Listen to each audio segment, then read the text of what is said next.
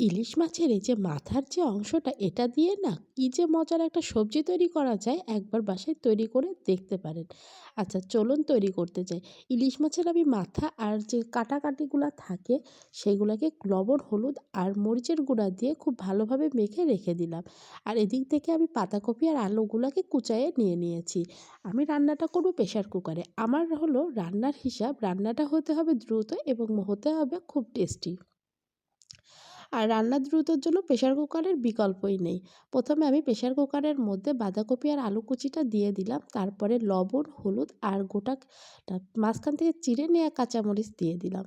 গোটা দিলেও হয়, আমি এখানে চিড়ে নিয়েছি। তারপরে খুব ভালোভাবে মিশিয়ে নিচ্ছি। এখানে না কোনো রকম পানি দেওয়ার প্রয়োজন নেই, কারণ পাতাকপি থেকে যথেষ্ট পানি বের হবে। তারপরে এটাকে মিশিয়ে নিয়ে এখন আমি প্রেশার কুকারের ঢাকনাটা দিয়ে এটাকে সিদ্ধ করে নিব। ১ থেকে ২ টা হুইসেল তুলে নিব।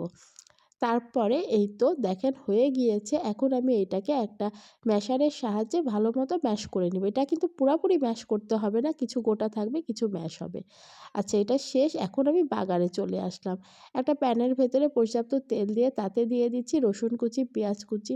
রসুন কুচিটা না একটু বেশি পরিমাণেই দেওয়ার চেষ্টা করবেন। এতে করে টেস্টটা খুব বেশি ভালো হয়। তারপরে মাছের মাথাটা দিয়ে দিলাম। এখন আমি এটাকে খুব ভালো মতো ভেজে নেব। একদম গোল্ডেন করে ভেজে নেব।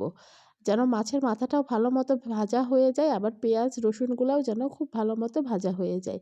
এই সময় আমি হাফ চামচ দিয়েছিলাম গোটা কিছু জিরা, কিন্তু এইটুকু স্কিপ হয়ে গিয়েছে। এই তো এই পর্যায়ে আসলে একে একে ঘন্টটা ঢেলে দিয়ে দিতে হবে।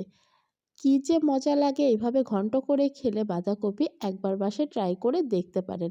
বিশেষ করে ইলিশ মাছের সাথেই বেশি মজা লাগে। চাইলে কিন্তু এটা শুধু আলু দিয়েও করতে পারেন একই পদ্ধতিতে মাছটাকে স্কিপ করে।